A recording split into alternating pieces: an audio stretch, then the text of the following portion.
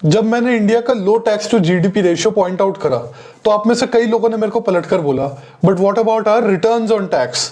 हम जो भरते हैं उसके बदले में हमें क्या मिलता है? और ये जो टर्म है रिटर्न ऑन टैक्स, ये मैंने थोड़े टाइम पहले इस इन्फ्लुएंसर से भी सुनी थी। जरा सुन लो इसे क्या कह रहा है ये। इंडिया में हाईएस्ट इफेक्टिव टैक्स रेट है वो निकल के आता है 43%। हाईएस्ट इफेक्टिव टैक्स रेट का मतलब होता है कि ये मैक्सिमम टैक्स कोई भी सैलरीड क्लास पर्सन देता होगा इंडिया में। अगर आप इसी टैक्स का कंपैरिजन स्कैंडिनेवियन कंट्री से करो तो आपको लगेगा कि यार स्वीडन में तो 57% ये हाईएस्ट इफेक्टिव टैक्स रेट है। लेकिन एक पर्टिनेंट क्वेश्चन और ज्यादा इंपॉर्टेंट क्वेश्चन यहाँ पे पूछने वाला ये है कि आप जो भी टैक्स भरते हो तो उसकी एवज में आपको क्या मिलता है, यानी कि आपका रिटर्न ऑन टैक्स कितना है। फॉर एग्जाम्पल स्कैंडिनेवियन कंट्रीज में एजुकेशन फ्री होती है, मेडिकल हेल्थ केयर काफी अच्छी फैसिलिटीज होती है, वो भी फ्री होती है, एक बहुत स्ट्रॉन्ग सोशल सिक्योरिटी नेट होता है। ये सारे पॉजिटिव एस्पेक्ट्स हैं। वहीं सिंगापुर में जहाँ पे हाईएस्ट इफेक्टिव टैक्स रेट मात्र 22% है, वहाँ पे 80% जो जनसंख्या है उनके पास खुद का घर है and most of these houses are government subsidized housing. आप मुझे बताइए कि आपका रिटर्न ऑन टैक्स इंडिया में क्या है और किस तरीके के रिटर्न्स आपको भारत में टैक्स पे करने पे मिल रहे हैं। अब सबसे पहले तो आप सब अपने दिमाग से भ्रम निकाल दीजिए that taxes are supposed to be some sort of an investment scheme, कि आपने टैक्स दिया बदले में आपको रिटर्न्स मिल रही है, या ये कोई क्विड प्रो को ट्रांजैक्शन है कि मैंने ये दिया बदले में मुझे ये मिल रहा है।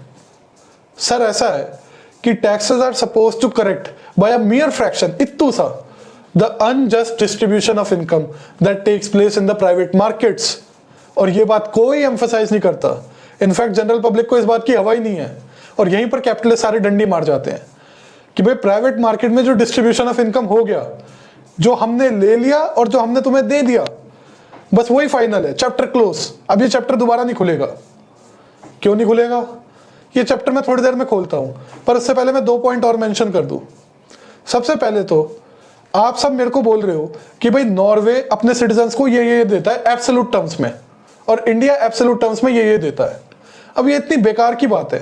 भाई मैं बात कर रहा हूं परसेंटेजेस में, कि भाई जो इनकम एनुअली जनरेट हो रही है उसका इतना परसेंटेज इंडियन सरकार यूज कर रही है फॉर रिडिस्ट्रीब्यूटिव पर्पसेस, उसका लगभग 4 गुना नॉर्वे यूज कर रहा है परसेंटेज टर्म्स में।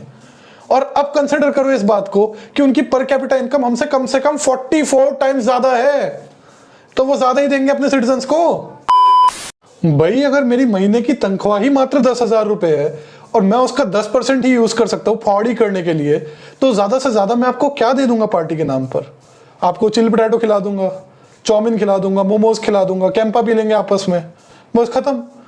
वहीं अगर मेरी सैलरी 4 लाख रुपए है और मैं उसका 40% यूज कर सकता हूँ पॉडी करने के लिए, तो भाई साहब बाहर चूना वूना गिरवा कर, टेंट लगवा के, बैंड बाजा बजवा कर पूरे मोहल्ले को मैं दावत दे दूंगा। कोई कंपैरिजन ही नहीं है। मैं बात कर रहा हूँ परसेंटेज टर्म्स में, आप बात कर रहे हो एब्सोल्यूट नंबर्स में। और नोट करो, मुझे आज तक कोई इंडिया में कैपिटलिज्म का सपोर्टर नहीं मिला, इंक्लूडिंग ये इन्फ्लुएंसर्स अक्षत वगैरह जैसे और रश्मि ग्रोवर जैसे, जिन्होंने इंडिया में कभी सपोर्ट कराओ या आर्ग्यू कराओ कि भाई यूनिवर्सल हेल्थ केयर होनी चाहिए, यूनिवर्सल एजुकेशन होना चाहिए, सोशल सिक्योरिटी सेफ्टी नेट होना चाहिए, यूनिवर्सल बेसिक इनकम होनी चाहिए, अनएम्प्लॉयमेंट अलाउंस होना चाहिए। करेंगे ही नहीं कभी ये।